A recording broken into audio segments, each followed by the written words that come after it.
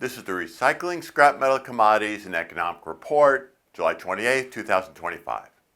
U.S. weekly raw steel production fell slightly to 1.768 million tons, up 4.2% from last year and up 0.8% year to date.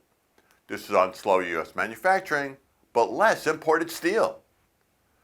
WTI crude oil price fell to $67.07 a barrel on the slowing global economy and increased supply from OPEC+.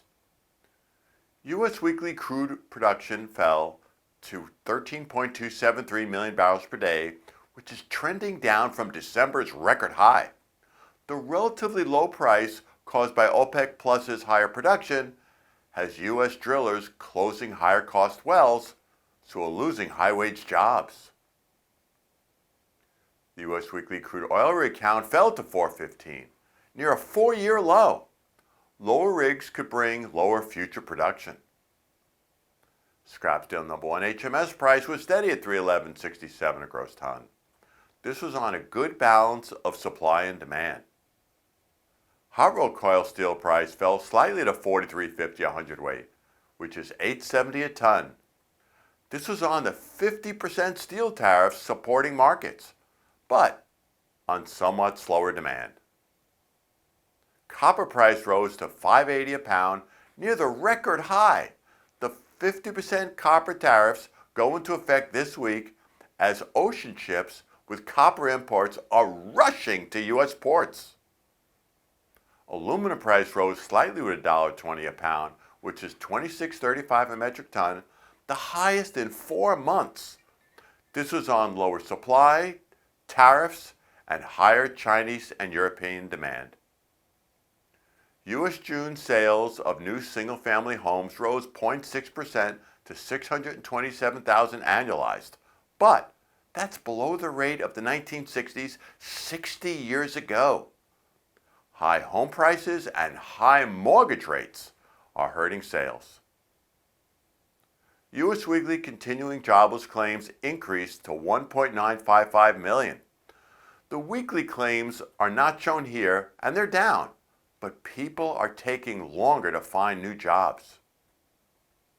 U.S. June durable goods orders fell 9.3% versus last month, mostly caused by non-defense aircraft equipment. Non-defense capital goods, excluding aircraft, which is a key measure not shown, declined 0.7%. U.S. July S&P Composite PMI, which is goods and services, it rose to 54.6, the fastest growth in 2025, and it's the 30th month of expansion. Services grew the fastest since December as manufacturing fell. Also, business confidence fell on concerns over cuts in federal spending and tariffs. The U.S. and the European Union, which is the EU, announced a trade deal yesterday on Sunday. Many items into the U.S. will rise to a 15% tariff. Tariffs are now going to be about $400 billion a year, which will help the about $2.3 trillion a year U.S. government deficit. That's $2.3 trillion a year U.S. government deficit.